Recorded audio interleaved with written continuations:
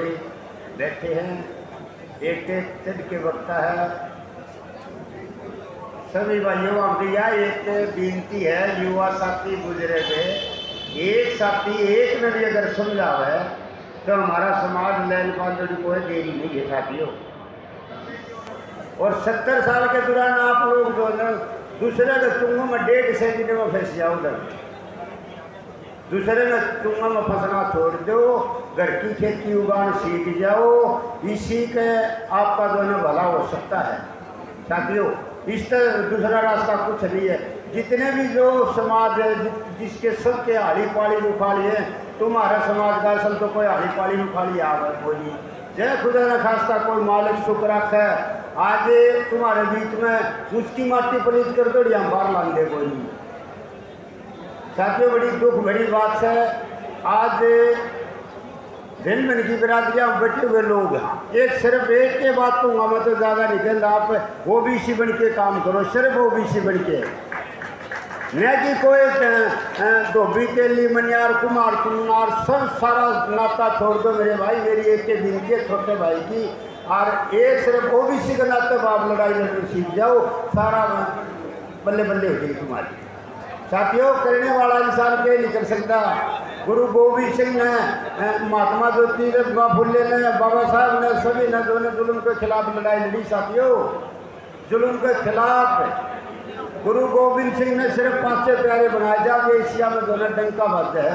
क्यों? उन्हें दृढ़ता को पकड़ लिया, हम लोग दृढ़ता से नहीं पकड़ते। तो साथियों जाता नहीं कहते हुए सभी का दोबारा धन्यवाद। तय दिल के अनुशासन बनाए रखो। अनुशासन में मंच से कई बार आह्वान किया गया है, जो साथी अपने घरों से यहाँ तक आ गए हैं उन सभी सम्मानित साथियों से मेरा अनुरोध मंच की तरफ से कि ये प्रोग्राम आप ही का है, आप ही के द्वारा सुशोभित होना है। कृपया करके ग्रुप में अलग अलग ना खड़े होकर इस प्रोग्राम में सूत्र क्रांति के नाम से आज जो समाज का जमावड़ा है, सर्वप्रथम मैं आप सभी की हाजिरी को नमन करता हूं और फुले जी महाराज की आज जयंती है, उनको और सभी हमारे महापुरुषों को नमन करते हुए मंच पर विराजमान इस समाज के कर्णधार नेता और मेरे सामने इस पंडाल और ये मीडिया के साथी से मेरा निवेदन है, पीछे आप थोड़ा व्यवस्था को खराब करने का काम कर रहे हैं। ऐसे पिछला वर्ग मोर्चा पंजाब वो आए अपनी बात रखे डाइस पे आकर के माननीय ओम प्रकाश जी पर्चा पर।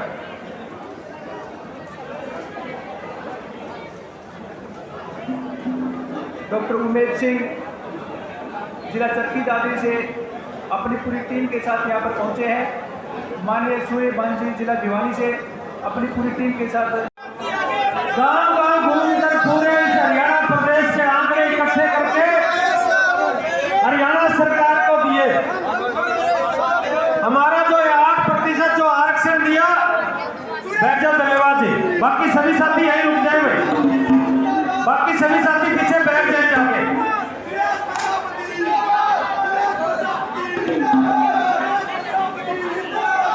भाई सुरेश जी पहुंचे, इनका भी हाथ, बाकी इनकी टीम से निवेदन है, हाथ जोड़ के निवेदन है कृपया बैठ जाए, बैठ जाओ। यही जोश अगर हम फील्ड में लगाएंगे तो मजा ही कुछ और होगा। बैठ जाए भाई, बैठ जाओ। भाई साहब कहना ना पड़े ऐसा काम आप करें। 8% जो आरक्षण दिया, ये आंकड़े के अंदर दफ्तर में जाते हैं वो कहते हैं कि सर्वर डाउन है। सर्वर डाउन नहीं है, जानबूझकर बंद किया हुआ है। जिनके पास पैसा है, अरे जिनके हाथ में लाठी है, उनकी चंडीगढ़ से पेंशन आ रही है।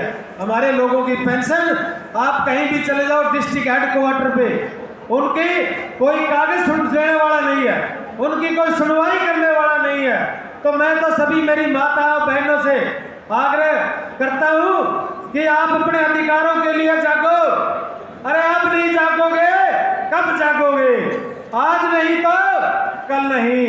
जागो और जगाओ और अपने लोगों को वोट दो, अपने साथी को जिताओ, नौजवान साथियों को आगे लेके आओ।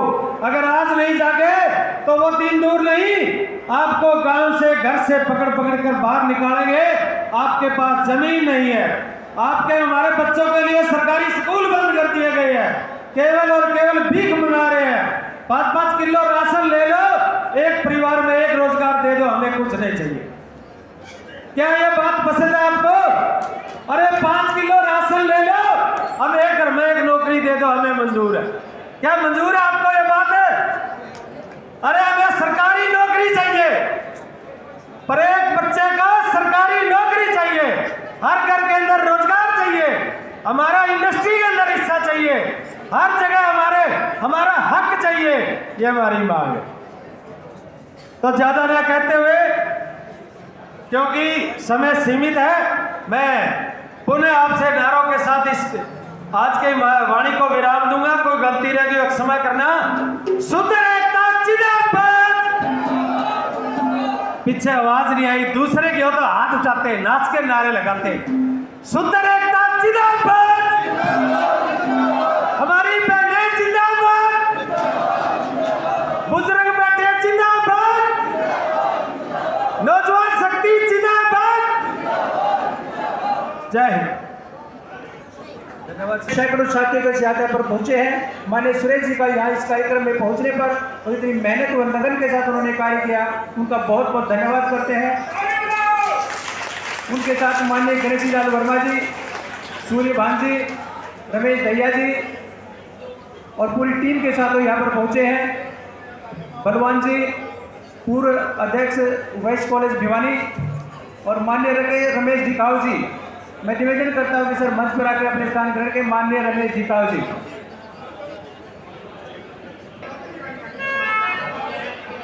के साथ यहाँ पर पहुंचे हैं।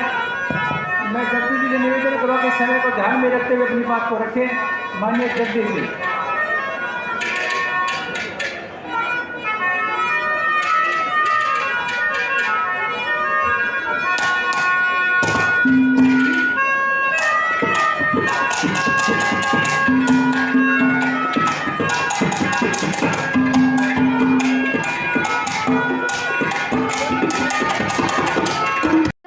आप अपना परिचय दीजिए। देखो, मैं लोकतंत्र सुरक्षा पार्टी का जिला हिसार का ग्रामीण अध्यक्ष हूँ।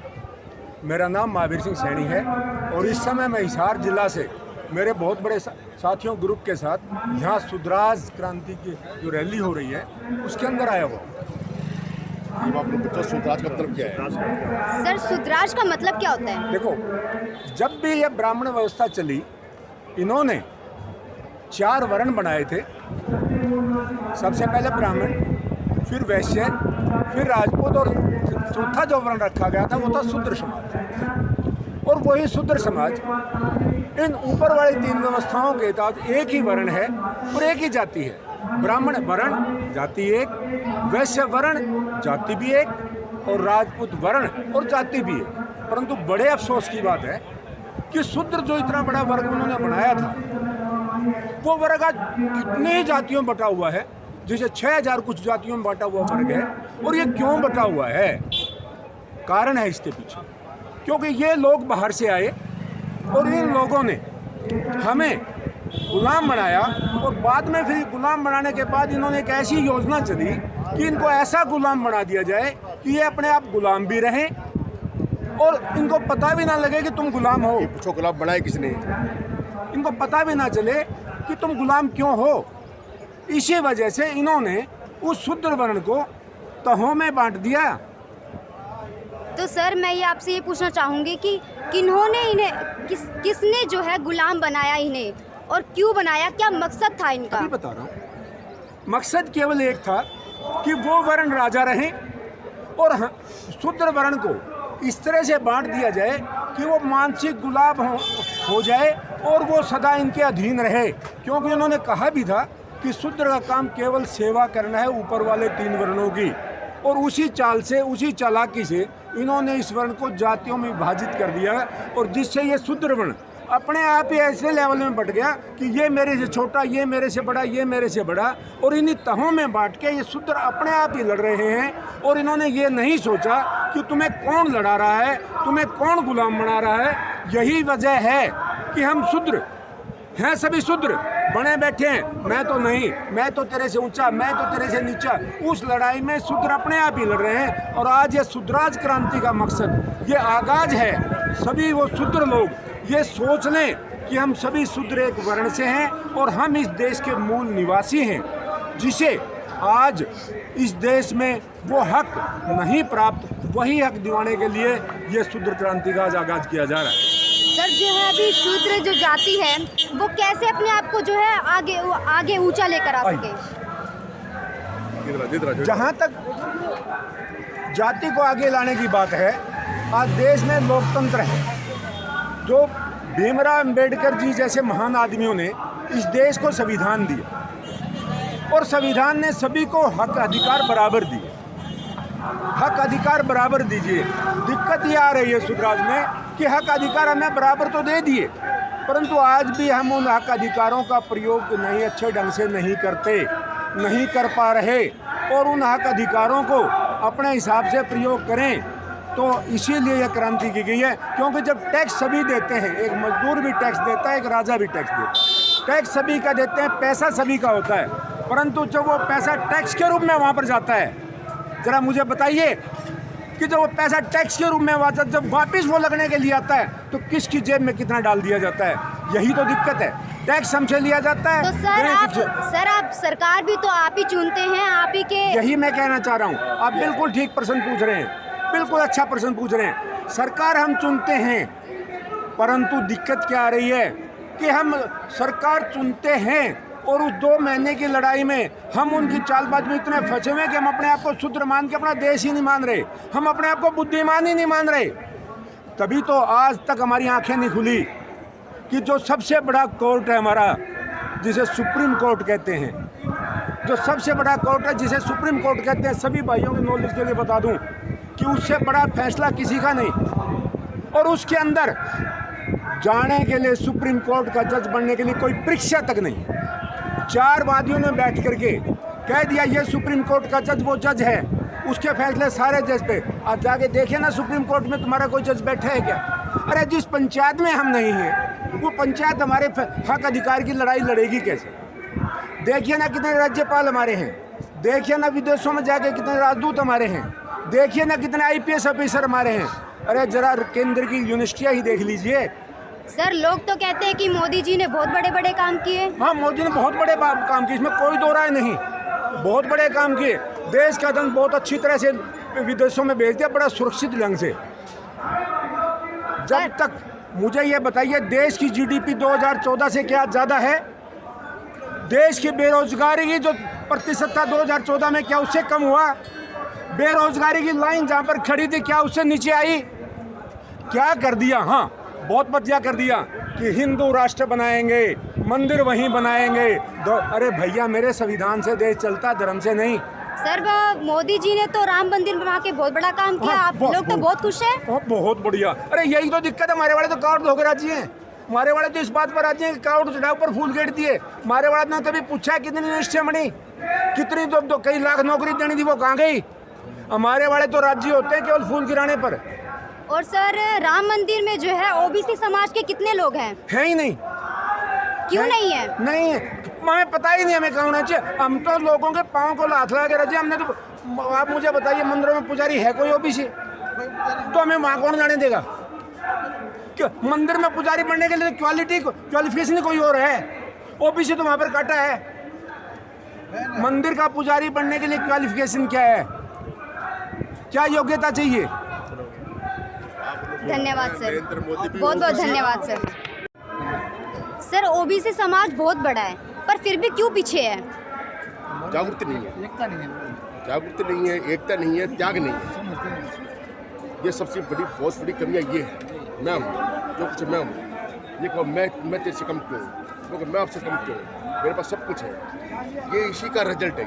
अगर हम एक मत होके अगर त्याग करना सीख जाएंगे, उस दिन अपना नाम होगा, कोई रोजगार, सबको रोजगार दिया जाएगा, सबको पढ़ाई दी जाएगी, सबको फैसिलिटी दी जाएगी, सबको जितने भी राजदूत जो हमारे साथ है राजदूत बनेंगे।